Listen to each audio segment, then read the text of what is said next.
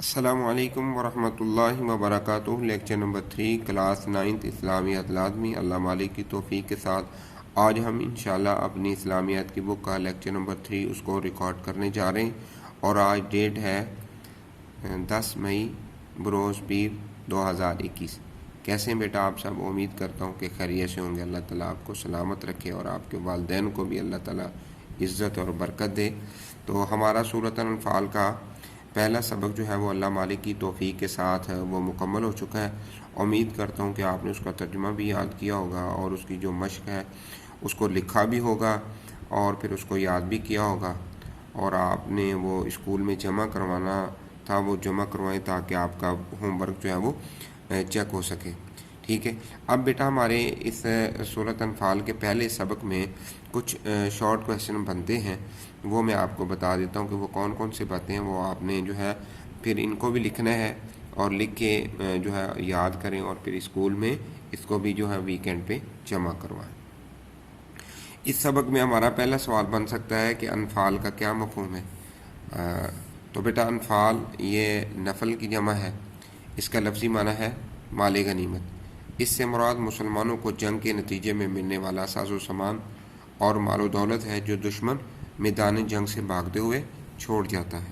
ٹھیک ہے، اور ایک دوسرا سوال بن سکتا ہے کہ مجاہدین نبی کریم صلی اللہ علیہ وسلم سے کیا دریافت کرتے تھے؟ تو اس کا جواب یہ ہے کہ مجاہدین نبی کریم صلی اللہ علیہ وسلم سے مال غنیمت کے بارے میں دریافت کرتے تھے کہ اس کا حکم کیا ہے۔ مال غنیمت کے بارے میں اللہ تعالیٰ کا کیا حکم ہے؟ مال غنیمت کے بارے میں اللہ تعالیٰ کا یہ حکم ہے کہ اللہ تعالیٰ نے فرمایا کہ مال غنیمت اللہ اور اس کے رسول کا مال ہے۔ اچھا بیٹا، یہاں ایک سوال جو ہے وہ ہو سکتا ہے کہ مال غنیمت کے بارے میں پہلا اور دوسرا کیا حکم ہے؟ تو یہاں میں نے کلاس میں بھی بچوں کو بتایا تھا کہ مال غنیمت کے بارے میں پہلا حکم یہ ہے کہ یہ اللہ اور اس کے رسول کا مال ہے۔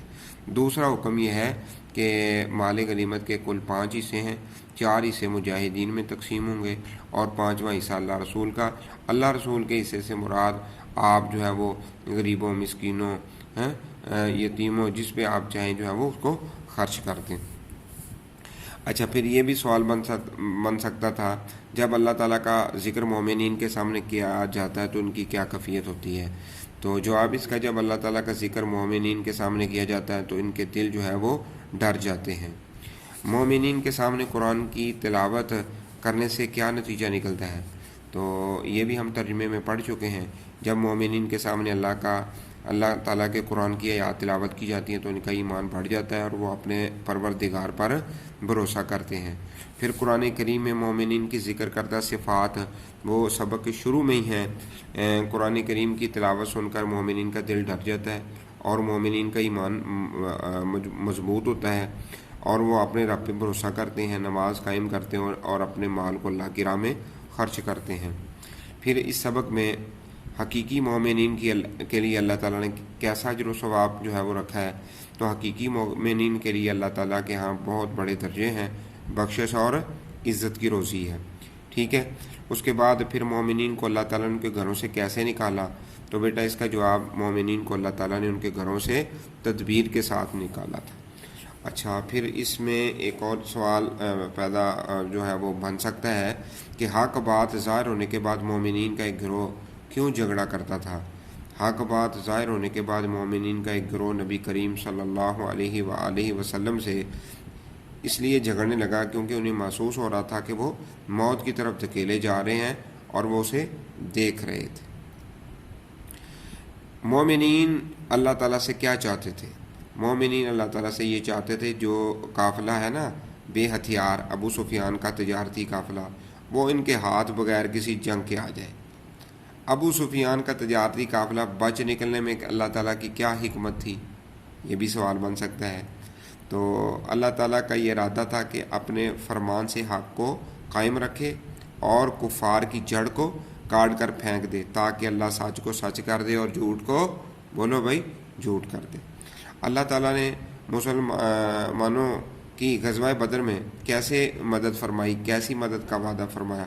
تو اللہ تعالیٰ نے غزوہ بدر میں 1000 فرشتوں کے ساتھ مدد کا وعدہ فرمایا جو ایک دوسرے کے پیچھے آتے جائیں گے۔